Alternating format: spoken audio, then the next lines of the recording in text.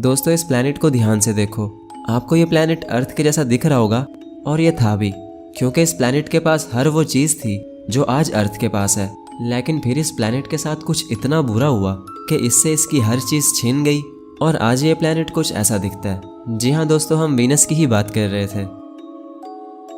ऐसा माना जाता है कि जब अर्थ और वीनस पैदा हुए तो ये दोनों बिल्कुल एक ही जैसे थे। दोनों प्लैनेट साइज में भी एक जितने ही थे और वीनस के पास भी हर वो चीज़ थी जो आज अर्थ के पास है। वहाँ पानी था, एक प्यारा सा एनवायरनमेंट था और शायद लाइफ भी थी। बस ऐसे समझ लो कि वीनस एक जन्नत की तरह था। लेकिन फिर ऐसा क्या हुआ कि वीनस से उसकी हर चीज़ छिन गई और जो प्लैनेट कभी एक जन्नत था वो आज एक जहन्नुम बनकर रह गया। तो चलो आज की इस वीडियो में हम यही सब जानने की कोशिश करते हैं और शुरू करते हैं स्टोरी ऑफ वीनस।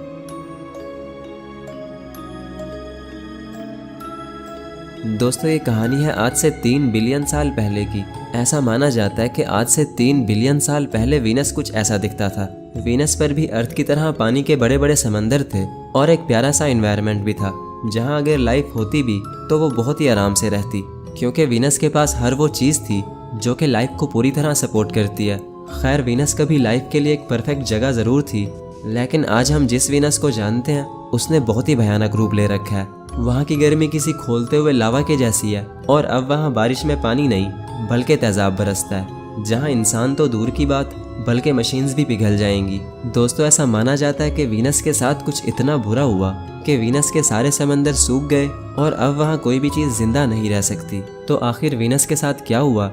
अगर हमें इस सवाल का जवाब जानना है तो उसके लिए हमें वक्त में थोड़ा पीछे जाना पड़ेगा। तो चलो थोड़ा पीछे चलते हैं और समझते हैं इस पूरी कहानी को। दोस्तों सदियों से इंसानों को यही लगता आया था कि वीनस बिल्कुल अर्थ के जैसा है और वीनस पर भी लाइफ है। अब लोग ऐसा क्यों सोचते थे? इसकी कोई तो रीज़न होगी ना। तो इसका जवाब है हाँ। दोस्तों ये बात है 1761 की। 1761 में एक साइंटिस्ट थे जिनका नाम था मिखाइल लोमोनोसोव। वो टेलीस्कोप से वीनस को देख रहे थे। जब वीनस सन के आगे से गुजरा तो उन्होंने देखा कि वीनस के ऊपर एक बाल के जितनी पतली सी लेयर है, और वो लेयर और कुछ नहीं बल्कि एक एटमॉस्फेयर था। जी हाँ दोस्तों, मिखाइल लोमोनोसोव ने पहली बार वीनस के एटमॉस्फेयर को देखा और तब से ही लोगों को यही लगने लगा कि वीनस पर भी लाइफ होगी, क्योंकि एटमॉस्फेयर एक ऐसा कंपोनेंट है जो कि लाइफ के लिए बेहद ज़रूरी है। और दोस्तों जैसे आज हम लोग मार्स पर घर बनाने का सोचते हैं, तो उस टाइम लोग ये सब वीनस के बारे में सोचते थे। उनको ये उम्मीद थी कि एक दिन वो वीनस पर घर बसाएंगे। जी हाँ दोस्तों, ये बात है 20वीं सदी की, क्योंकि 20वीं सदी तक लोगों को यही लगता था कि अगर वो वीनस पर जाएंगे तो उन्हें वहाँ या तो एलियंस मिलेंगे या फिर शायद उन्हें वहाँ डायनासोर्स घूमते दिखाई देंगे, क्योंकि तब तक लोगों के माइंड में यही था कि वीनस बिल्कुल अर्थ के जैसा है। वहाँ अर्थ की तरह समंदर हैं, पेड़ पौधे हैं और हो सकता है कि उन्हें वहाँ किसी भी स्पेस सूट की ज़रूरत ना पड़े। और इन सब पर उस टाइम बहुत सारी मूवीज़ भी बनती थी जिनमें यही सब दिखाया जाता था कि वीनस पर डायनासोर्स हैं और वहाँ समंदर भी हैं। खैर दोस्तों, लोगों को वीनस से बहुत उम्मीदें थी, लेकिन उनकी ये उम्मीदें तब टूटी जब वीनस पर पहला स्पेसक्राफ्ट भेजा गया। दोस्तों ये बात है 1962 की। 1962 में पहली बार साइंटिस्ट एक स्पेसक्राफ्ट को डिज़ाइन करते हैं जिसका नाम था मारिनर, जिसे वो वीनस पर भेजने का सोचते हैं। तो मारिनर पहला ऐसा स्पेसक्राफ्ट था जिसे वीनस पर जाना था। खैर सब कुछ ठीक ही चल रहा था, लेकिन जैसे ही मारिनर को लॉन्च करने का टाइम आया तो लॉन्चिंग में थोड़ी प्रॉब्लम हो गई और मारिनर लॉन्च होते ही फट गया। अब ये साइंटिस्ट के लिए बहुत ही अपसेट मोमेंट था, क्योंकि मारिनर पर उस टाइम टोटल खर्चा $18.5 मिलियन आया था, जो कि आज के ज़माने में $150 मिलियन के बराबर बनते हैं। तो बस यूँ समझ लो कि $150 मिलियन फट चुके थे। खैर साइंटिस्ट काफ़ी परेशान हुए, क्योंकि वो अपनी पहली अटेम्प्ट में ही फेल हो चुके थे, लेकिन उन्होंने फिर भी हिम्मत नहीं हारी। दोस्तों मारिनर 1 के बाद मारिनर 2 को लॉन्च किया गया, जो कि एक फ्लाई बाय मिशन था। इस मिशन में मारिनर 2 को वीनस के पास से फ्लाई बाय करके जाना था। तो जैसे ही मारिनर 2 वीनस के पास से गुजरा तो उसने बताया कि वीनस के पास कोई भी मैग्नेटिक फील्ड नहीं है, और अगर है भी तो वो ना होने के बराबर है, क्योंकि वो इतनी पतली है कि वो वीनस को सोलर विंड से प्रोटेक्ट नहीं कर पाती। वो मैग्नेटिक फील्ड अर्थ की मैग्नेटिक फील्ड का 0.0015% है, जो कि बिल्कुल भी सिग्निफिकेंट नहीं है, और यही वजह है कि वीनस पर हर टाइम रेडिएशंस की बम्बार्डमेंट होती रहती है। अब ये सब देखकर एक बात तो क्लियर हो चुकी थी कि वीनस पर अब हम खुल्लम खुल्ला नहीं घूम सकते, बल्कि हमें वहाँ एक स्पेस सूट की ज़रूरत पड़ने वाली है। खैर टॉपिक पर वापस आते हैं। दोस्तों मारिनर 2 ने वीनस के पास से तो फ्लाई बाय कर लिया था, लेकिन वो वीनस के अंदर झांक कर नहीं देख पाया, क्योंकि वीनस के ऊपर बहुत ही घने बादल हैं और वहाँ एक बहुत ही थिक एटमॉस्फेयर है। एक एस्टीमेट के मुताबिक वीनस का वो एटमॉस्फेयर अर्थ से लगभग 100 गुना ज़्यादा है, और इतना मोटा एटमॉस्फेयर किसी भी टेरेस्ट्रियल प्लैनेट के पास नहीं है। और अगर आपको टेरेस्ट्रियल प्लैनेट का नहीं पता तो मैं आपकी जानकारी के लिए बताता चलूं कि हमारे सोलर सिस्टम के पहले 4 प्लैनेट्स यानी मर्क्यूरी, वीनस, अर्थ और मार्स को टेरेस्ट्रियल प्लैनेट्स कहा जाता है क्योंकि उनके पास एक सॉलिड सरफेस है।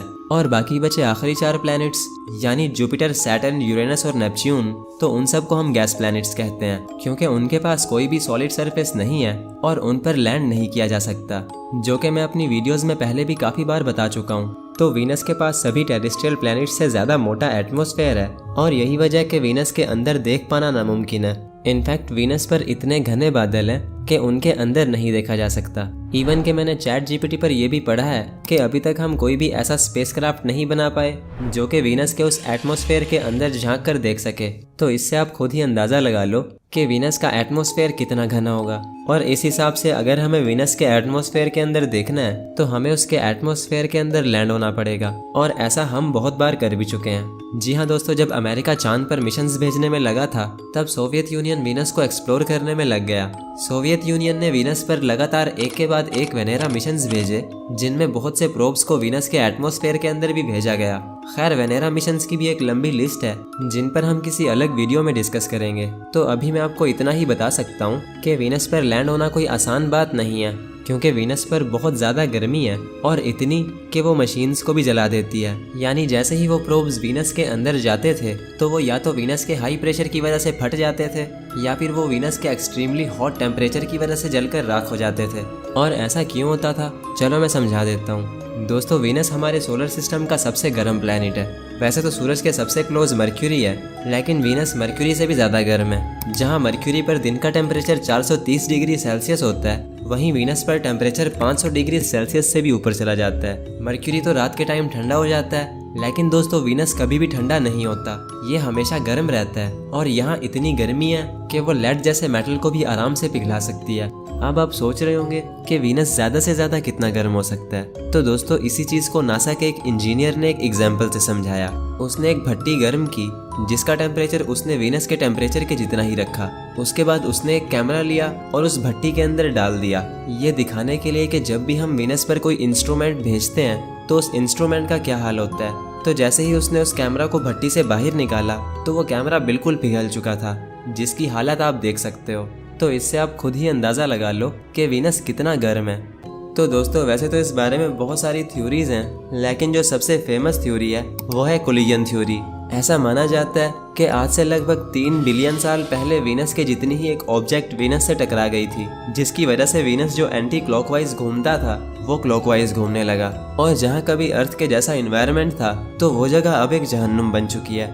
खैर, वो ऑब्जेक्ट जो वीनस से टकराई वो क्या थी, ये अभी तक एक मिस्ट्री है। लेकिन हाल ही में की गई स्टडीज से ये पता चला है कि वीनस से जो चीज़ असल में टकराई थी वो और कुछ नहीं बल्कि हमारी अर्थ ही थी। क्योंकि दोस्तों, जो चीज़ वीनस से टकराई थी उसका साइज़ वीनस के ही जितना था। तो वीनस के जितना साइज़ किसका है ये आप खुद भी अच्छी तरह जानते हैं। तो मुझे लगता है कि वीडियो काफ़ी लंबा हो चुका है, तो इस वीडियो को यहीं पर एंड करते हैं।